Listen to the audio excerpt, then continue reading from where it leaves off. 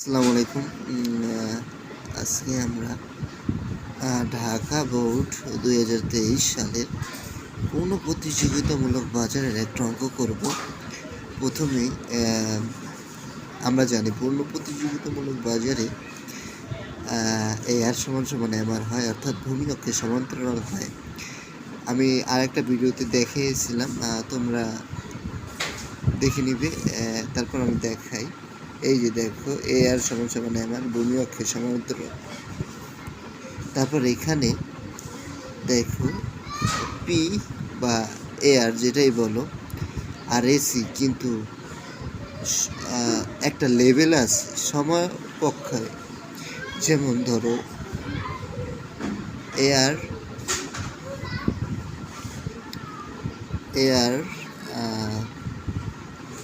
যেমন ধরো AR আছে তোমার 30, AC এই যে দেখো এই বিন্দু কোথায়, এই যে 30, AR 30, ACও 30, অর্থাৎ অ্যাভারেজ কস্টও আমার 30, আমার অ্যাভারেজ রেভিনিউ আমার 30। আমি যা উৎপাদন করছি তাও আমার ব্যয় হচ্ছে।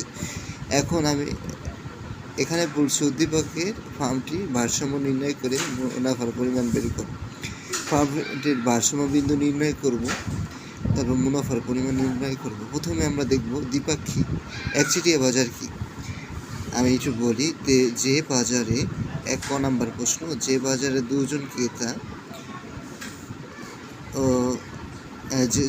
যে বাজারে একজন ক্রেতা এবং একজন বিক্রেতা থাকে তাকে দ্বিপাক্ষিক একচেটিয়া বাজার বলে। একচেটিয়া বাজারে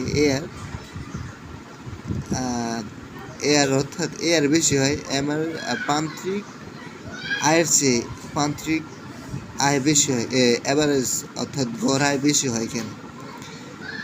একচেটিয়া বাজারে দেখো, একচেটিয়া বাজারে একজন বিক্রেতা তার ইচ্ছা অনুযায়ী দাম নির্ধারণ করে, যার ফলে তিনি একাই রাজত্ব করে, যার ফলে এমনিতেই দেখা যায় গড় আয় তার বেশি হয়ে যায়।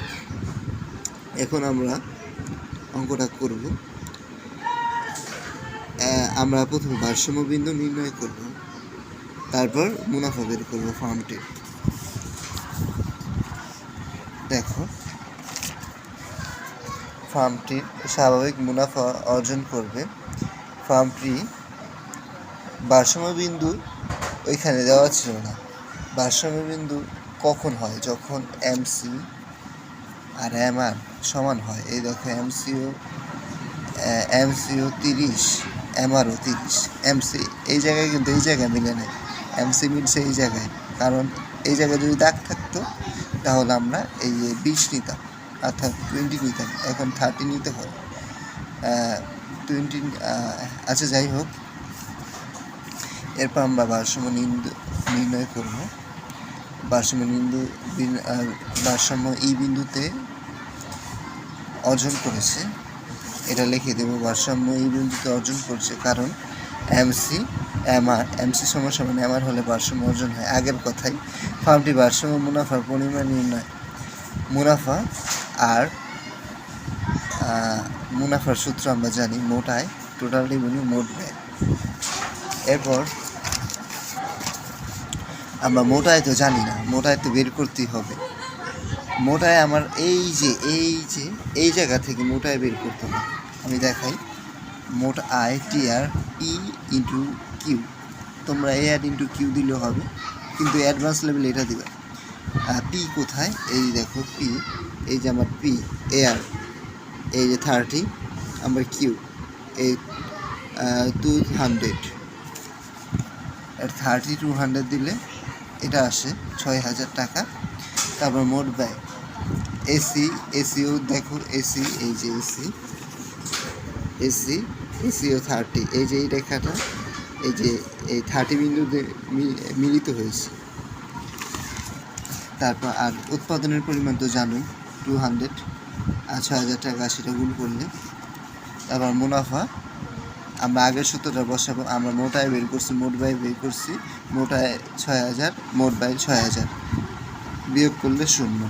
এই যে মাইনাস থাকায় বিয়োগ করলাম, এটা সূত্র, এটা মনে রাখতে হবে। মুনাফার পরিমাণ টাকা যা স্বাভাবিক মুনাফা অর্জন করবে। দেখো এ আর এম আর এটা অনেক অনেক ইম্পর্টেন্ট। এসি আর এ আর যদি সমান হয় তাহলে ফার্মটি স্বাভাবিক মুনাফা অর্জন করবে।